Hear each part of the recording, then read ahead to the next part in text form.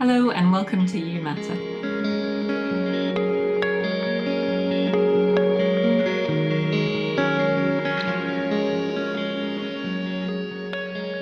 Hello and welcome to session 21 of YouMatter. I'm barely able to contain my excitement about this one. Do you know what? I'm not even going to introduce it, apart from to say it's the most amazing conversation with my new best friend in physiotherapy, Joanne Elphinston. I said I wasn't going to do any introduction, so I'm not. Sit back, enjoy it, and I'll see you at the end. So hello and welcome to session 21 of YouMatter. Lovely, lovely, lovely guest, which I'm very excited about, who I'm very excited about today. I am with Joanne Elphinston, who really doesn't need a lot of introduction in the physio world, but I'm going to give her an introduction anyway, because the thing that sparked this episode and my contact with Joanne was reading an article that she wrote recently for In Touch magazine, and we'll talk more about that in a moment. But there's a lovely piece at the end of that article, which I am just going to read straight out of there because it describes, I think, how I always thought of Joanne and hoped I was right. So what it says is Joanne Elphinston's deep enchantment with the humanity and privilege of working, with the humanity and privilege of working with movement is underpinned by more than 30 years in clinical practice. From chronic pain management through to her performance consultancy with international level athletes, professional dancers and musicians, Joanne's unusual breadth of experience mixed with her coaching and philosophy background has led to a uniquely unified perspective on our experience as humans across the functional spectrum. So Joanne, the bit that I was reassured about and really pleased to read there. Hello, by the way. You can say hello. She can say hello now if you want. She is here, honest. The bit I love is that first sentence, the deep enchantment with the humanity and privilege of working with movement, because we had a little chat beforehand and we've established that our careers have followed a fairly similar period of time. And I was always aware of you as someone who just seemed to love movement and was always talking about the beauty of movement and aesthetic and working with dancers, and that really chimed with me. So, I mean, is that a fair impression of you and what excites you?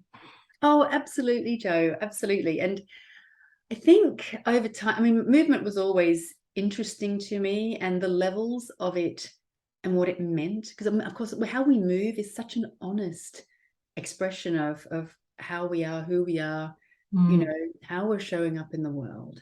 It's so much more than mechanics, and so it always has been to me. Yeah. And you know, as you say, where we are for a generation, and we've seen this kind of going through phases with how people think about movement. In fact, when I arrived here in the mid-90s, I could not get anyone interested in learning about movement. Really? Just didn't. No. Back in the day, if I can remind you, it was Maitland, Syriac, and Mackenzie.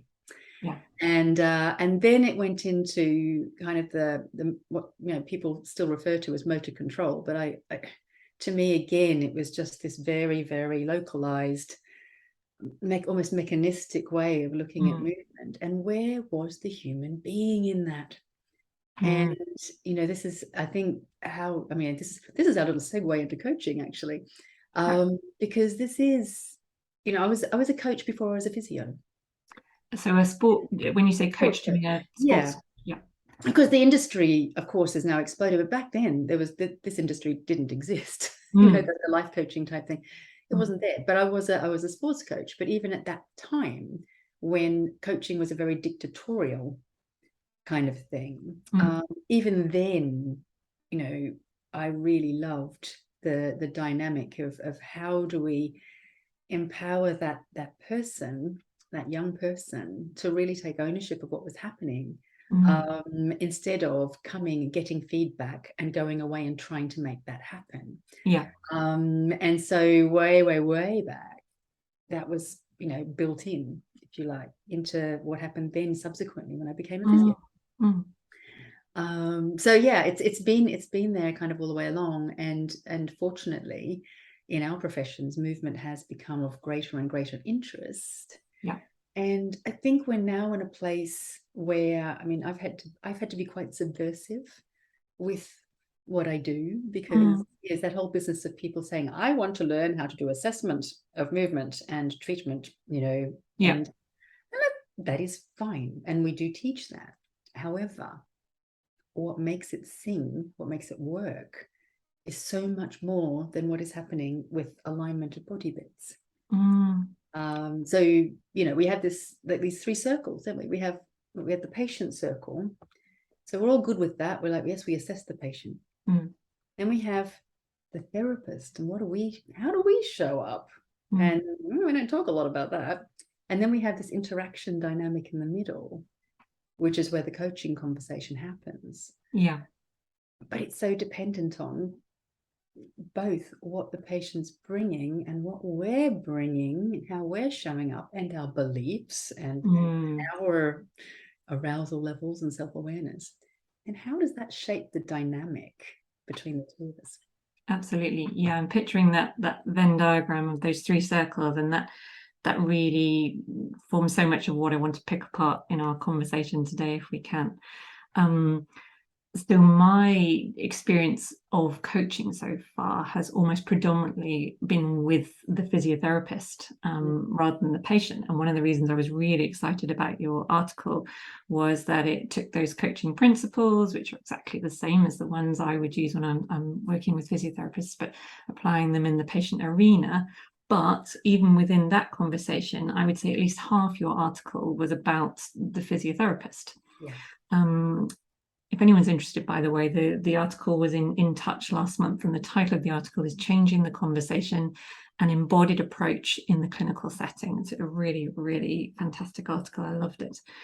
One of the first points that really hit home to me was your mention of, you described this sort of system that you and I have definitely grown from in physiotherapy is quite a patriarchal society. And I know in the article you weren't making a sort of political comment on that. It was to do with the power dynamic between us as the clinician and the patient, or the expert and the passive recipient, if you like. And you made the point that over time that takes its toll on the clinician. Never mind the whys and wherefores of what's best for the patient. Being in that expert role, the teacher, the one with the power in that dynamic, can really take its toll over the years. So can you explain a little bit more about that from your perspective? Yeah, no, absolutely. And as you quite rightly said, Jo, it's not taking any kind of political standpoint. I mean, my master's is in philosophy. Okay. So, and it was actually a lot around gender. Right. Which was, so when I'm talking about patriarchal systems, I'm talking about, these structures and beliefs that actually are very much built into physiotherapy in a way that I think people don't realize. Yeah. It's an unexamined pressure that comes through. And so I'm sure you, as well as I'm seeing unprecedented levels of overwhelm now amongst clinicians. And sometimes we forget that we are humans too. And sometimes we think we have to be able to park that somehow and show up. And that almost makes us drill down even further into what in a philosophical model would be termed a masculine model. So it's goal directed, the power, but also the responsibility is there, and so it's just like, I ask people, I mean, I love the fact that now the blessing of COVID is I've been able to convert from like 4 days of like mind blast into like a really held situation where we can actually examine, what do we really believe here? And so many people come and they say, I intend to show up and help people. I know it's my responsibility to fix them. So already we're like, okay, so if you are responsibility for fixing them, then the patient now is actually not the agent of change here. Now that is a heavy burden to bear for any person. And if you're a therapist and you're going to see person after person after person all the time, taking that massive responsibility of being utterly in charge of whether that outcome happens. So we end up with an attachment to an outcome. Yeah. So where the coaching kind of comes in, but also the balance of the masculine and feminine. This is something that, from a teaching point of view, what we do is we provide a structure that's like a container. There's the philosophical masculine, to provide somewhere for you then to come in and bring all of your unique talents. So there's the feminine.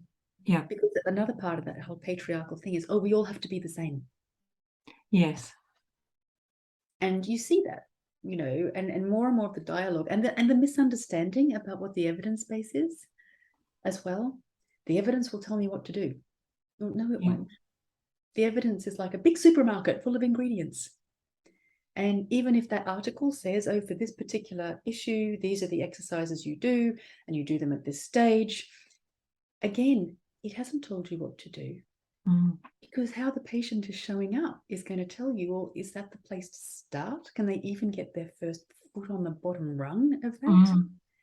And what happens when they come in next session and their life is imploded and they're embodying their stress? And this is where the embodiment comes in. Where do you go? I go up and back.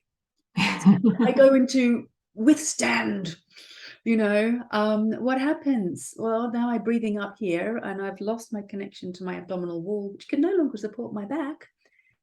And okay, now I've got back pain. Mysteriously. And we all think it's because of the program or the exercises. And we set about changing the exercise. And the therapist gets stressed because they're just like, this is what I'm supposed to do. It's evidence-based. Therefore, I must be failing. That is where that so not necessary. So not necessary. That's so true. And it surprises me very, very little to hear that. I didn't know, but it doesn't surprise me at all to hear you have a philosophy background. It makes so much sense with the way you talk. What you were just talking about, one part of it reminded me of a conversation I was having on the previous podcast episode around going on courses, taking that information away, and the power only really coming when you're able to put that, not even just within the context of your client that's in front of you, the particular patient or your patient group, but also your own context. In that moment, in that day, but also in your life and who you are and what kind of therapist you maybe not even decided to be, you turned out to be. And I use the analogy of, I'm sure it's probably happened to you over the years, Joanne, being asked to deliver somebody else's material and trying to take on somebody else's opinions and experience and all the reasons why they put those pictures on that particular PowerPoint presentation. It's almost impossible. You can only take it, put it within yourself, apply your own biases and your own experiences and your opinions, and mold it so that it becomes something that feels comfortable for you to deliver and comfortable to receive. But I agree with you so much, and that was only part of what you were getting at. Your point was more that it is so exhausting to be in that situation where you learn things, it doesn't quite work out how the evidence tells you it should, so as you say, you're wrong. But also, I don't think until I'd read your article I had really heard anyone else articulate how exhausting it is to be the expert. And I'm curious because I think it's a great idea. I can buy into it. I need no persuasion to understand that it's a good idea to shift that dynamic. But I can see problems on both sides, on the therapist and the patient, in seeing it through.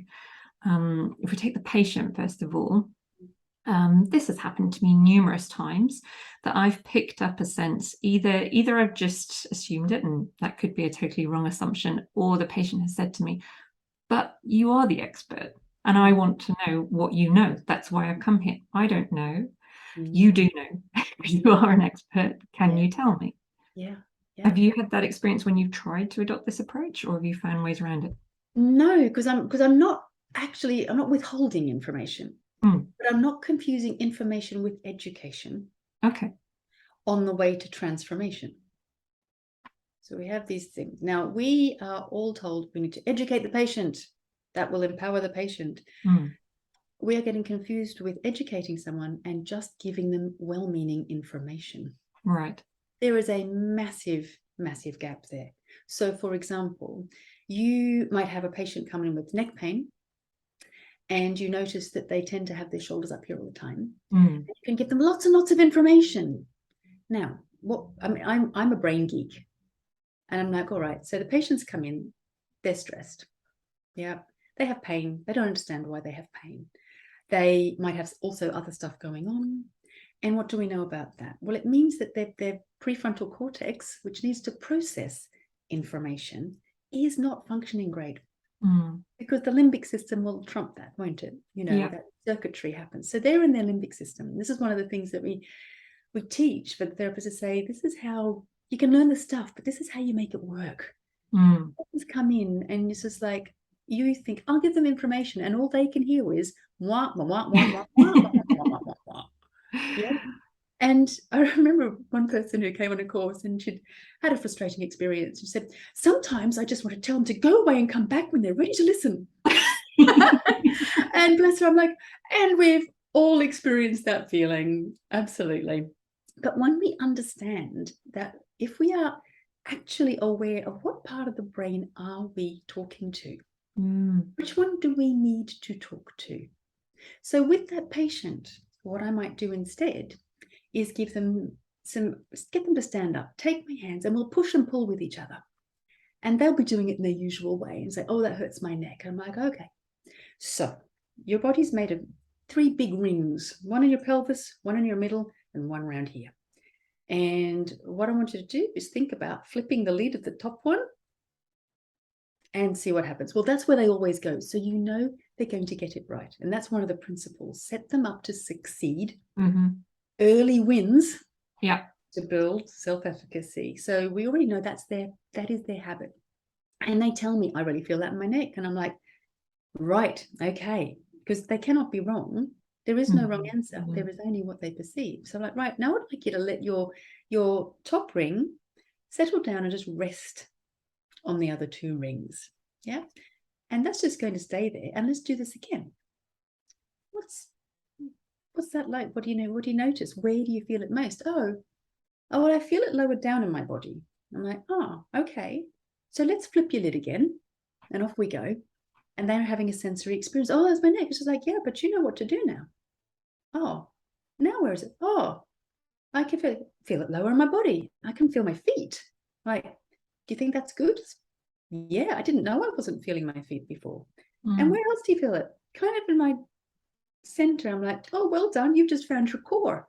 You didn't think you had a core. And guess what? It was there all the time. And you had to do no extra work to find it because it was always there. Yeah. I'm like, oh.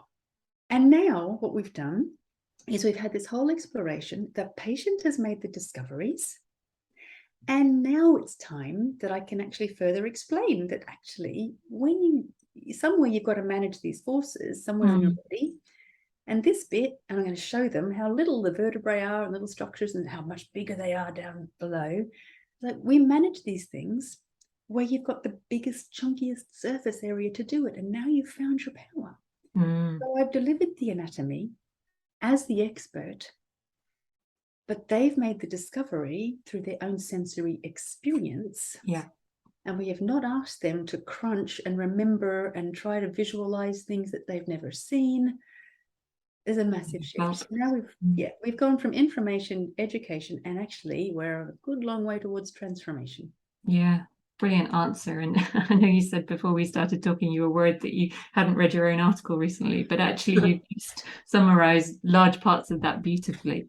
And some bits that you alluded to there, which I loved, were one of them was allowing the patient to be right, because they can't be wrong. When you're asking them, what do you feel? It's the same in any conversation, isn't it? If someone tells you how they feel, you're not allowed to say that's wrong in a verbal conversation or a physio conversation or conversation with a friend, whatever. What somebody feels is absolutely the irrefutable truth. Yeah, absolutely. And never less than when people are describing pain. One thing I'd say there, Jo, if I could, sorry to interject. Sure, okay. But we can query there, not contradict them. So, for example, I had a patient who she had come with she'd been in one of those situations where she'd been pretty much pushed through an apparently evidence-based program, even though she really was a great example of someone who didn't even have the basics to get on the bottom rung. Yeah. And she came and we set her up to do something. She went, oh, the pain, so much pain. I said, where's your pain? She indicated the area around her glutes. And I knew it was basically what we were doing is something to activate the reflexes in the sole of the foot, which then stimulates the anti-gravity responses. So I'm expecting something to happen in the lower limb somewhere. So I'm not particularly perturbed because she's doing something, she's non-weight bearing, there is no real pressure on anything. So I can see that. I am not going to invalidate her experience, but I am going to query it and go, where is it? And the police is just like, oh, well done. Like, what do you mean well done? I said, well, people work really hard to get their glutes to automatically activate, and you've just done it just like that. By the end of the session, she's up on that leg going, oh, I can really feel my glutes. So we're still, we don't just go passive, and that's really important. So sometimes people think, oh, the patient must be right. I go passive. I'm like, no, you don't. You then use that to go, is that aligning with, do I need to ask another question? Coming back to coaching, what is the next great question? Yeah. And where do I use my expertise as an expert? So in that case, I know it's unlikely that what she's doing is actually causing her any kind of harm, but I do know what that probably is. So will we offer a reframing opportunity? And then and of course, like Brain Geek goes, we've just changed the predictive processing loop here, because she's running one that goes, any sensation detected there is a threat. Yeah. And now we've gone, oh, that sensation there is an achievement. Yes, I normalized. Yeah. So suddenly we've literally changed the wiring. That's what gets me so excited. We don't have to send people away for weeks. People say to me, how long is it till you expect to see a change? I'm like, well, by the end of the first session in some way.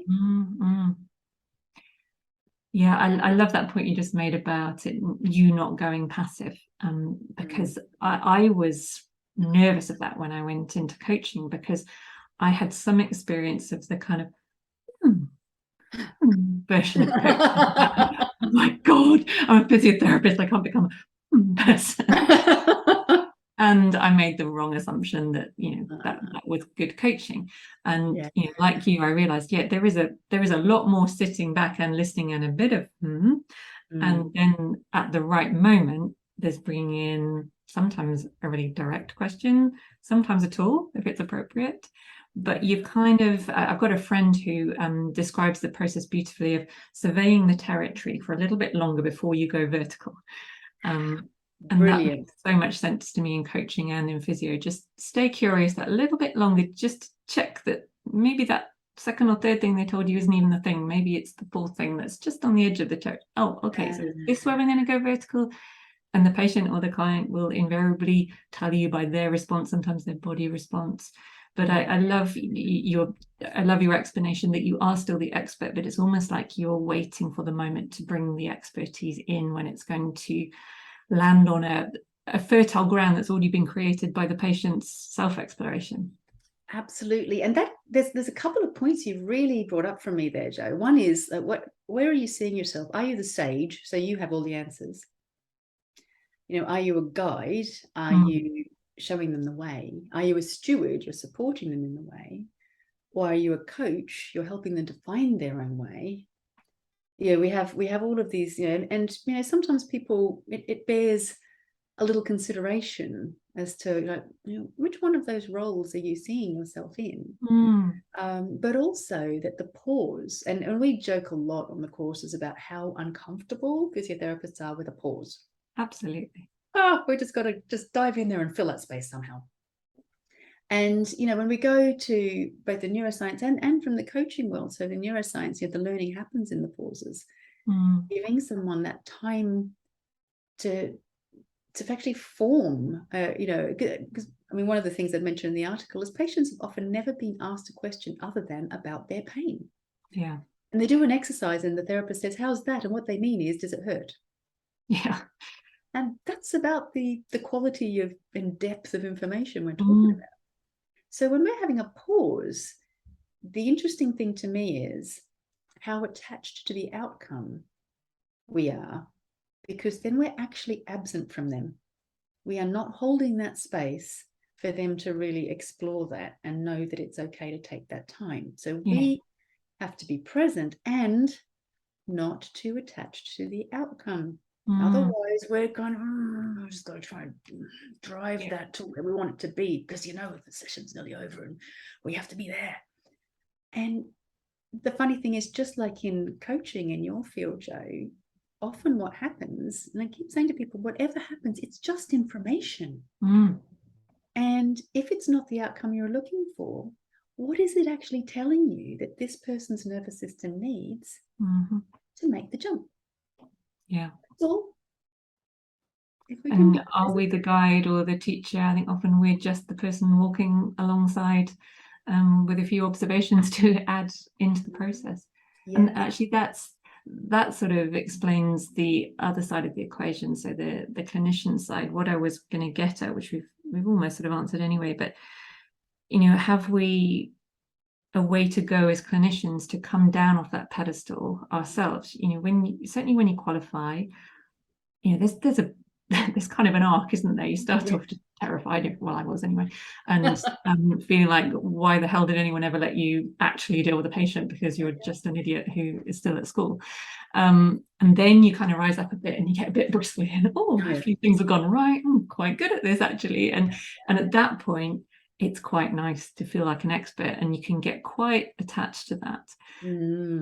And you and I, we've agreed we're at the same stage with similar years of experience behind us. I guess to a certain extent, it's easy for us to sit back and go, yeah, well, I've tried a bit of the expert thing and I've learned from a lot of gurus and I've played around with it, and actually now I'm pretty comfortable with just going, do you know what? I just talk to them about what they feel and work with movement. Just do that. But people at earlier stages in their career, that's either that need to be an expert or discomfort with, well, if I'm not, what am I? That's a bit more of a tricky place to be, isn't it? It definitely is, Jo. And it comes down to, what do we believe an expert to be? So to me, if I take expert out and replace it with master practitioner. Right. So, okay, an expert for me is someone who's gone and done their PhD and they know everything there is to know about a tiny little bit of information. And that works great. But for the jobbing physio, and I always say, like, I am a generalist, and that is deeply unfashionable.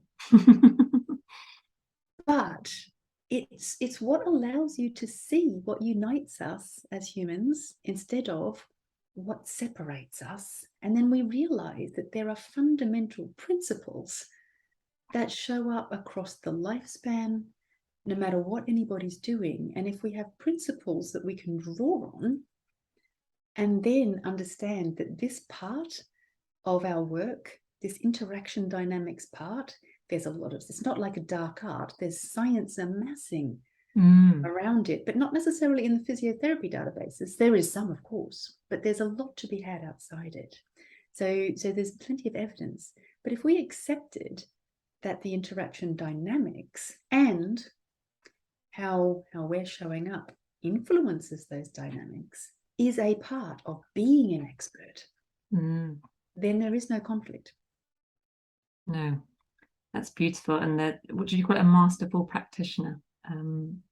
I've been using the word mastery a lot recently as well. And I agree with you. Mastery is, so the expert is a bit sort of more exclusively knowledge, like you say, someone that is really has decided to learn about a thing, and they're really, really good at learning about that thing. And thank goodness we've got them, so that we've all got that kind of, that knowledge base. And then mastery seems to be that slightly more fluid, taking of knowledge, fitting with experience, getting a bit uncomfortable, throwing it all out, bringing bits of it back in. But as you say, all of it sitting on a bedrock of some principles that you personally can live with. And they might be different. Absolutely. And I mean, from a GEMS point of view, it's kind of hard to describe, because you're kind of looking at all of these principles, but we're looking at, well, how did we evolve? We evolved to move. We evolved to work with forces, for example. patients come thinking that the forces acting on them are oppressive and they have to withstand them, and if they don't, then they will eventually crumble. And like, oh heck no, we evolved to use the ground reaction force, and we evolved to be stimulated by gravity, and this is how that shows up in our anatomy, and this is how we move. Let's us use that anatomy. Now on top of that, and of course underneath that, you've got all your myofascial stuff and your neurological and but then we have all the sensory elements. And then what we do is I've got something called the holistic functional model. Yeah. So you've got the local, that's what they've come with, this or knee, this or back, whatever. And then the global, so that's the mechanical relationships between them. And we ask people to consider, why is this structure under pressure? And it's another question. And is it something to do with how this person uses themselves? So we have two main questions. Yeah. And then, well, how does that give them what they need to do the things that are meaningful to them, the function? Is there something about the context? But over the top of all of it is arousal, and that's their understanding and their beliefs and their emotions and their self-efficacy. And that it's actually quite a simple model. Okay, we can see how they move, how their local and their global play together. But actually, as soon as that person's stressed, then that all changes. And it's not imaginary. It's not somewhere that's happening up here. Yeah. It's actually literally changing how they're using themselves. I mean, just this past week, I had the joy of working with elite squash players, wonderful elite squash in Bristol with Hadrian Stiff. And we were working on it. I said, what do you want to work on? He said, movement efficiency. I'm like, okay, big topic. Lunges. Okay, let's do that. And we just worked with lunges based on the embodiment of what they were experiencing from an emotional point of view, different images, and they're finding it's a completely different experience. It has nothing to do with how much strength and conditioning they're doing, because it's changing right there in front of us.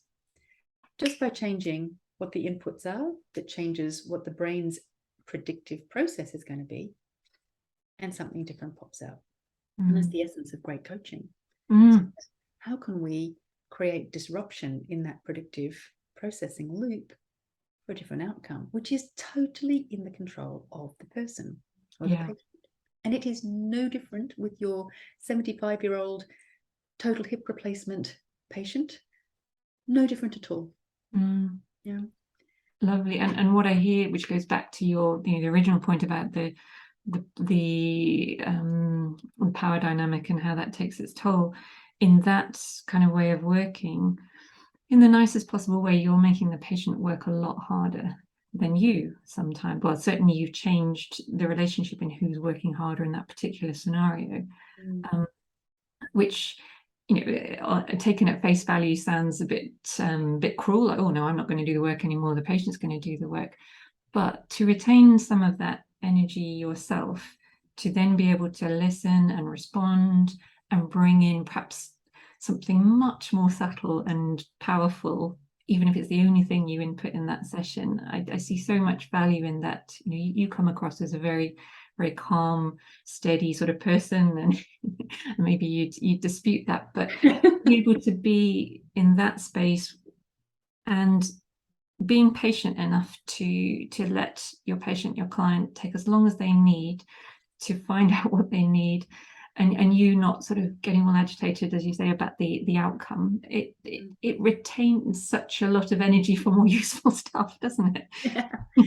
It's so true. And I can just hear people thinking in the background as you're saying that, Jo. Yes, but we have stuff we have to get done. We can't just be floating around like that for half an hour. And I totally get that too. But it's so interesting in what our beliefs about what a great quality session is, and how we've shown up. So I always liken it to my experiences in my first year working in the NHS in the UK. It's lunchtime. So I come in, with something different every day or whatever, and I look around and everybody has the same lunch. They have a lunch box, and in it there is a cut sandwich and a packet of crisps, one piece of fruit, and a penguin bar. And I'm just like, wow, this is like the rules of lunch happening here. I'm here with last night's leftover fried rice.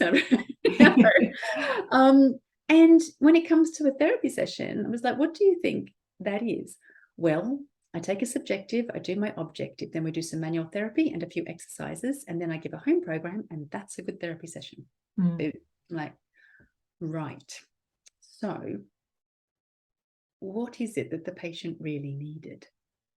I now know what you really needed, because that's all about the therapist's needs. And it's so funny how often someone says, but the patient expects this, and I would love a pound for every time someone's told me that. And I wouldn't get a single pound if ever it was about the patient, really. Because what they really told me is what the therapist's expectations are. Yeah. And I love, because we track people as they're going through the program, and they, after a certain point, they start doing reflective practice each week. And I love what I'm seeing, because what I'm seeing is, oh, actually, I stayed quite a lot more. We only did this or that. We only did. And the patient had some really good ideas, and it went really well. And the next thing is, I feel like I've cheated or I haven't done anything. Yeah. But in fact, you've done the most amazing, masterful thing. You have created a container for that person to be able to make change. And what is more powerful than that?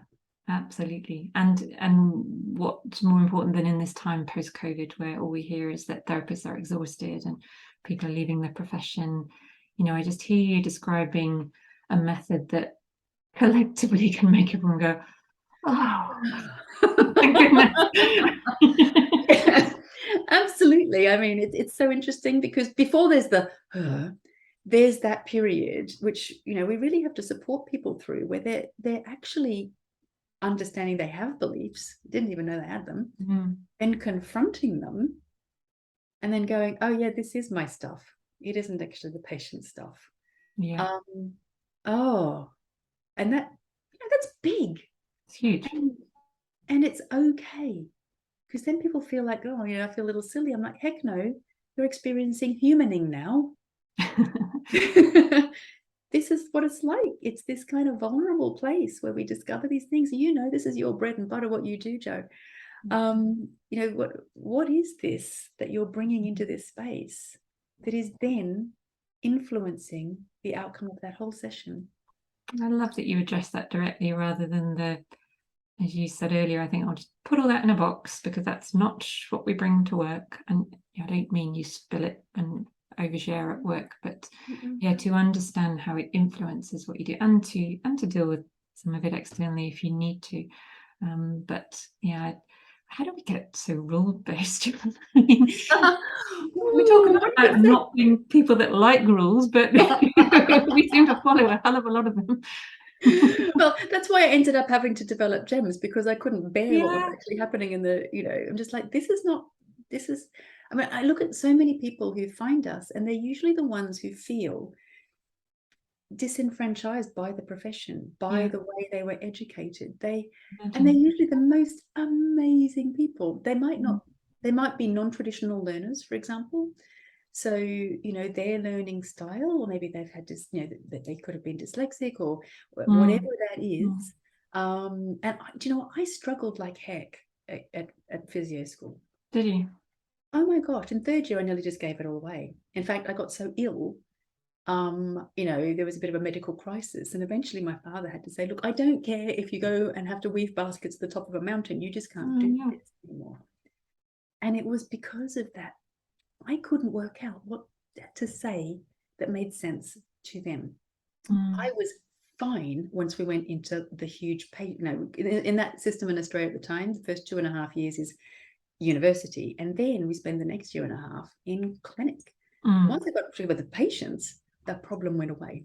Right now I can do humaning, and I can see how all this makes sense. But what I couldn't do is work out what they wanted, in the university setting. What they the had answer a certain way of thinking, and it wasn't mine. So very nearly. And I graduated thinking, no, this has been fun, but I'll probably only do it for about 4 years. That's the truth. Wow, what a loss to physio. Oh, thank you. That's so kind. But it gave me this compassion for what people go through when they are not fitting what is being told we are supposed to be. Yes. And I don't think that serves the public if we try to make everyone the same. Absolutely not. And what was it, Joanne, that took you from that place to someone who was willing to be subversive, to use your word, and to try and work some new process through this system, as opposed to that person that goes, do you know what, clearly I don't fit in the physiotherapy box, so I'm wrong, so off I go somewhere else? What was it in your life or your makeup that made you choose that path? Great question, Jo. I would say it was the philosophy masters that set me free. Did you do that straight after physio? No, I didn't. I qualified, I worked in Australia for a little while, then I worked in the United States for 5 years. And then I arrived here. And I wasn't really, to be honest, when I left the States, I'd been managing this $1 million practice and lots of staff and still seeing lots of patients. And quite frankly, I was fried. And I was pretty sure I was done then. And I left with nothing but a backpack, flew to Athens, made my way across Europe going, something will happen, but I don't know what it's going to be. I don't think it's going to be physiotherapy. And I had written down sometime before a list of things that if I was going to get back to university, what would I want to study? Because I had gone through the whole American thing to maybe I want to do a master's in exercise physiology, and then I got accepted and I'm like, nah, it's not really lighting me up. And then I'd written this weird eclectic list, and it had philosophy and music and Italian and all this stuff.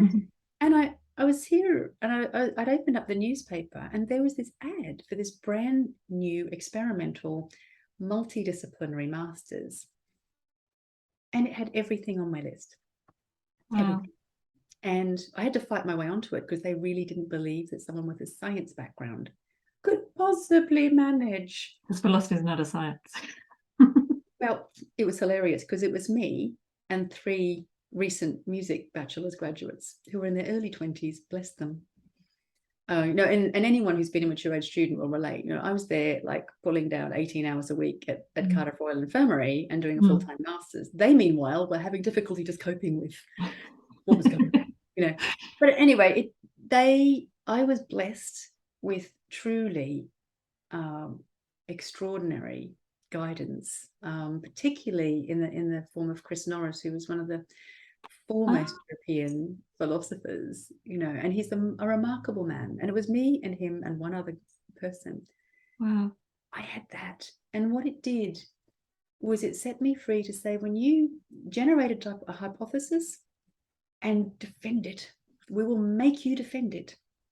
But if you can, then you got something to run with.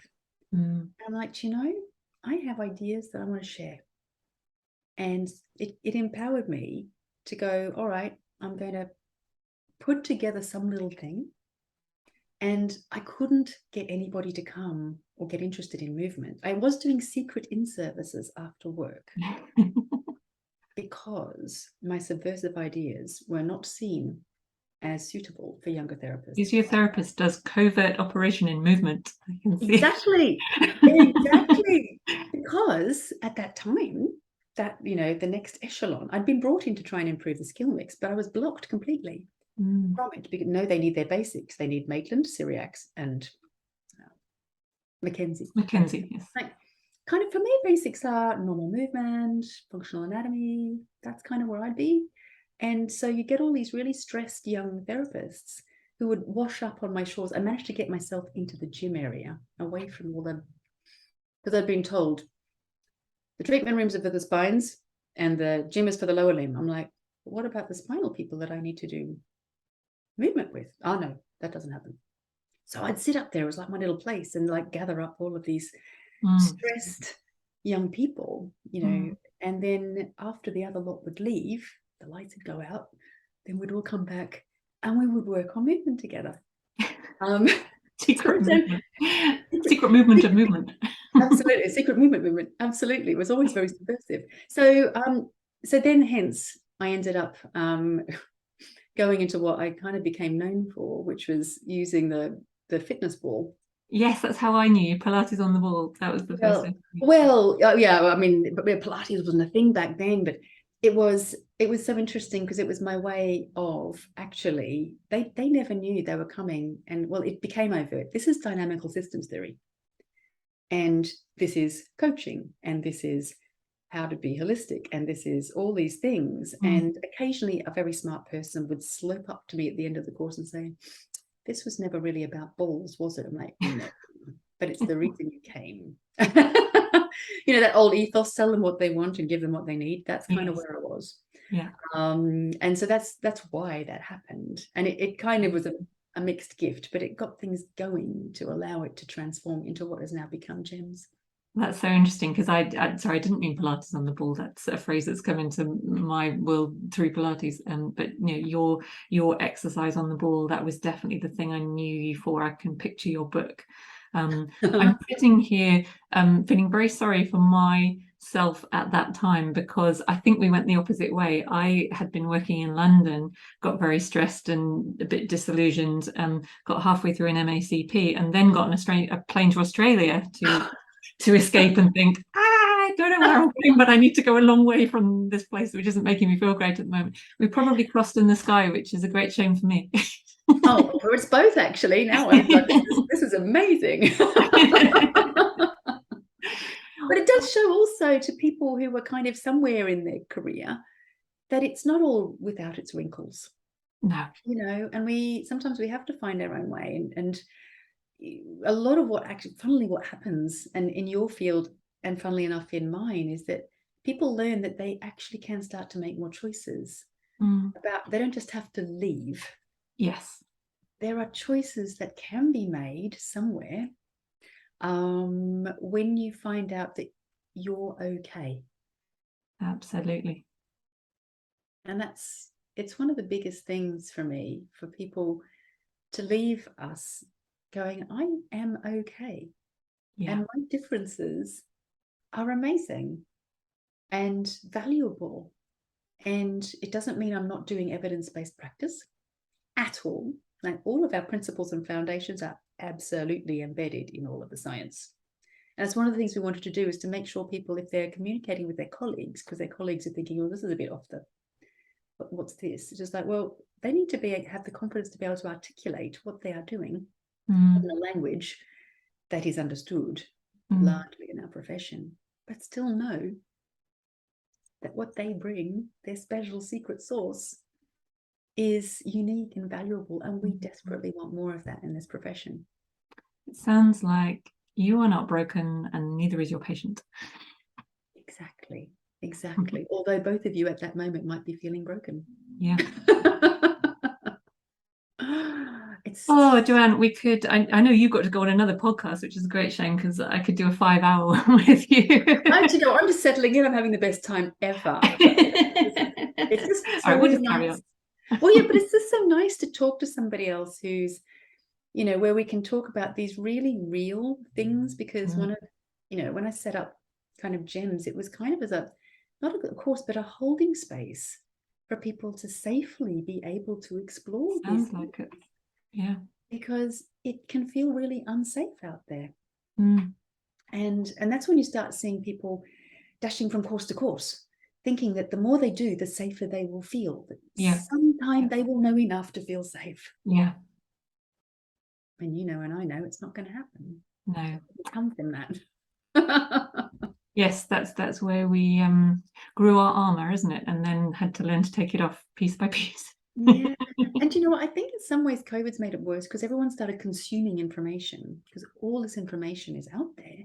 Yeah. And then you think, I'm never going to know enough. You're so right. You know, I came out of COVID. I barely did any physiotherapy during COVID. I'd spent more time trying to shore up the business and doing my coaching qualification. And I went back fairly recently to doing physio clinics. And you know what? I briefly went straight back into armored mode and fix it mode. And I was like, oh God, no, I don't like this. No, I thought I might not like it. And no, I don't. And after a couple of sessions, I was like, oh, hang on. Yeah, you did actually evolve from that place too. And over the next few weeks, you know, made a more rapid evolution back to where I was comfortable. But it was, I think you're right. COVID just, I don't know, maybe I was operating from a place of general fear like so many of us have been, but it was quite shocking how quickly I went into that defensive fix-it mode and how deeply uncomfortable it was. Gosh, yeah, and it's so valuable, to share that, to be so transparent, because I think we have to be. I mean, I've been through quite a lot of turmoil through this period, like, really? I'm just like, well, yeah, because I've been humaning. And it is, easy to kind of start to feel like I am completely overwhelmed. There's all this stuff that I don't know. And I can't, how do I bring that back to bear? And coming back to also realizing, and I think this is a critical thing that may amplify the suit of armor reaction, is that the patients coming back are not the same either. No, absolutely right. All of our brains have changed. And so it isn't a case of going back to doing what we were doing. The people coming in are not the same. They have different needs. And, we're looking at, well, how do we equip people and therapists now with the skills to understand all of that and realize that the solution is not doubling down on doing more stuff. Yeah. Because actually these people are pretty much already in overwhelm. So it's actually about, how do we become calm enough in ourselves to be discerning so that we give the patients just enough for them to go away and go, okay, that was manageable. Yeah. I can do that. And not think, okay, I need to be giving good value, so I'm going to do everything I know and squash it into half an hour. Yeah. Because then I will have done a good job. Yeah. One of my previous guests described the best place to be is to be a safe human for that person. You use the word safety, and I think it's a lovely phrase. Just be a safe human. Yeah. Yeah, absolutely. And to be a safe human, of course, we have to be a little kinder to ourselves. Yeah. Start off with. And that's not easy for any of us. Let's face it. Not. No, we're the experts and the fixers. We're supposed to be, on top of everything, understand everything, and we're skipping down this fairy tale we've been sold, which is that one day we will know everything. Every assessment, we will understand what's going on. We will understand how to do the right exercises, progress in the right way, and the patient will have this outcome. And we'll all go skipping off into, it's just that we're sold this kind of fairy tale. And if we're not living up to that fairy tale, we think we're failing. It was always a fairy tale. So unfair, so cruel. And I think you have, with this conversation, you will have literally have saved physio lives. I know it's, I can feel it. Well, I think, it's lovely. It is really lovely to be here dialoguing with somebody else, who has a common desire to uphold the well-being of these wonderful people that we call our colleagues, who are out there giving their best, but 100%. Maybe just that cost at the moment is so high. So thank you, for this. It's just so beautiful to absolute pleasure. Thank you. So I feel like you have about 7 legacies already, but just in case there is somewhere else to go, have you any idea where next for Joanne Elphinston or GEMS?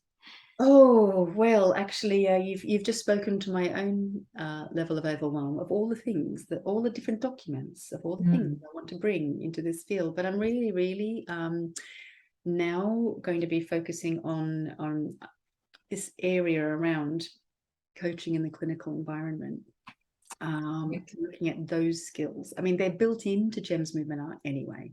I think we can even go further.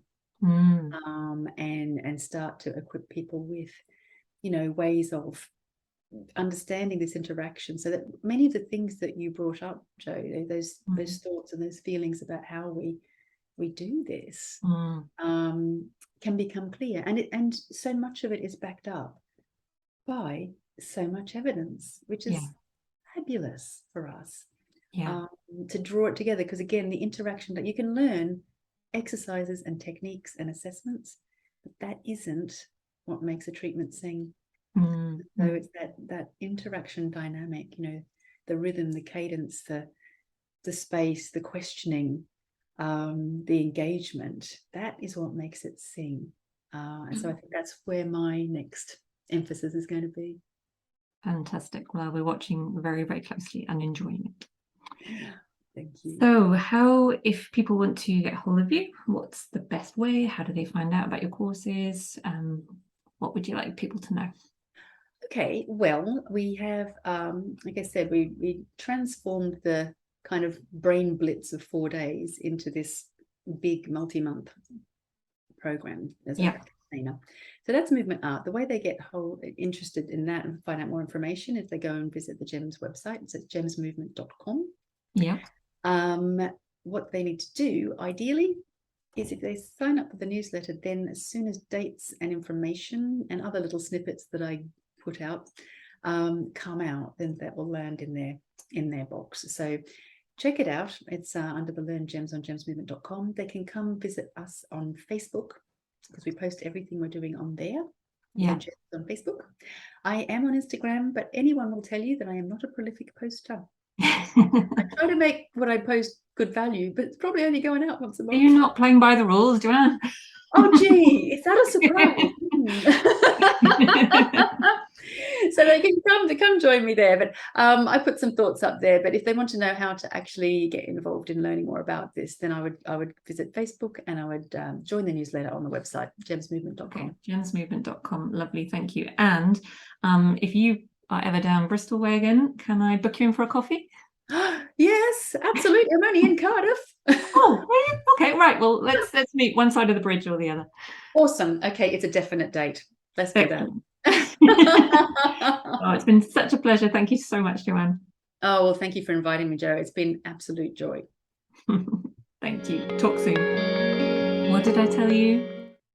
I hope you enjoyed that. I always say that, don't I? I hope you enjoyed that conversation. Do you know what? I really hope you did. But even if you didn't, I really enjoyed that conversation. It's so lovely to meet someone who shares your thoughts professionally and personally. And when you have conversations, you don't just find common ground, they add so much more to that ground which you had thought you were thinking about in isolation, or maybe you thought you're the only person that felt that particular way about something. It's just so nice to find someone that you chime so closely with. So I will be forever grateful that I sent Joanne an email and asked her to come on YouMatter. And for you as listeners, I just hope that one person has listened to that conversation and gone, oh, maybe there is a space for me here. Maybe it is okay to be me in this profession, and maybe I'm not broken where I thought I was, and maybe there is a way forward. I really hope if that has happened for just one of you listeners, then job done.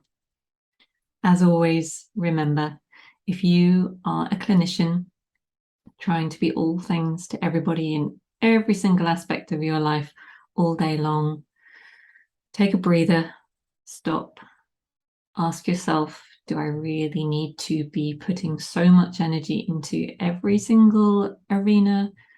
Where is my energy best placed? How much energy can I retain for me? What do I need? Because you absolutely matter.